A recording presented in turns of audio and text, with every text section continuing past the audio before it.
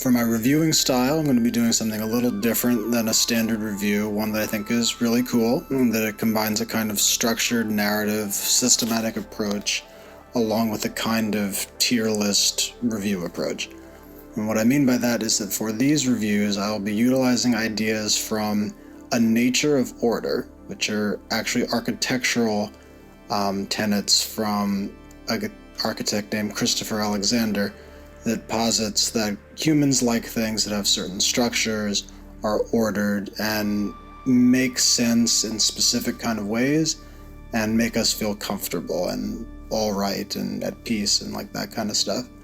And pairing this idea with narrative, I first saw in a game developers conference talk in 2018. The talk itself was actually done by a professor I went to school with. And I've linked that talk in the description, and it basically utilizes these 10 tenets for a narrative approach. Now, these tenets, in order, are levels of scale.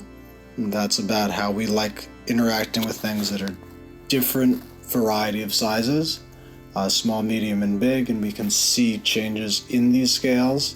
So in narrative, you talk about characters moving from a larger encompassed area to a smaller, the fact of how micro elements of dialogue can interact with the highest elements of narrative, that kind of moving around different levels of scale. Then we have strong centers. We are interested in things like the solar system or atoms that just have centered. And narrative, there are often narrative centers to a story that can be represented by literal things. You can argue like the Death Star in Star Wars would be a strong center.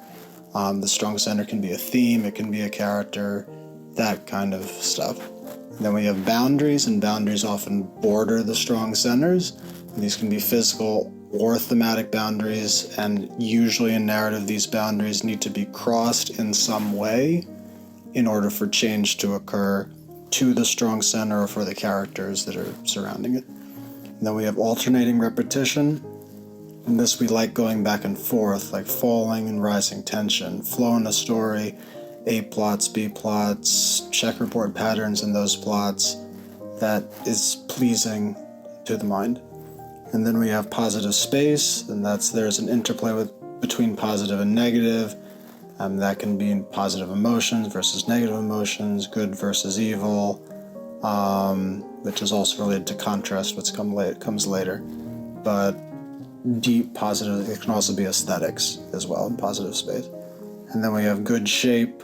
We like shapes that are not trying to be pretty, but through their inherent purpose, they make pleasing shapes.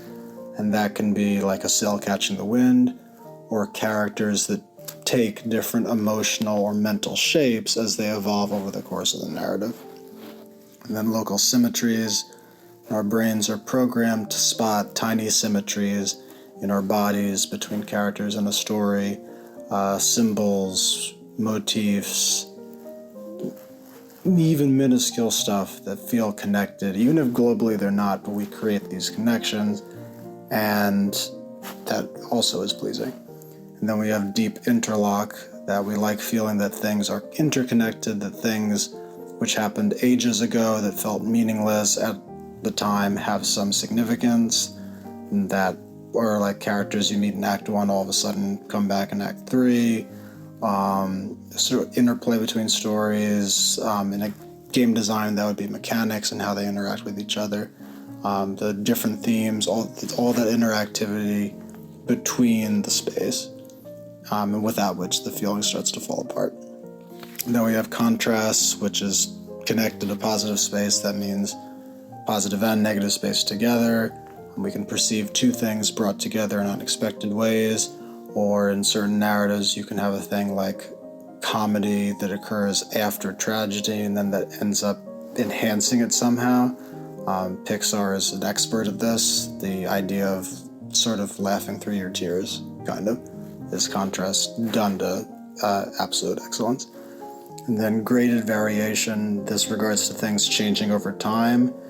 Usually in my reviews, I focus on sort of how characters change the world.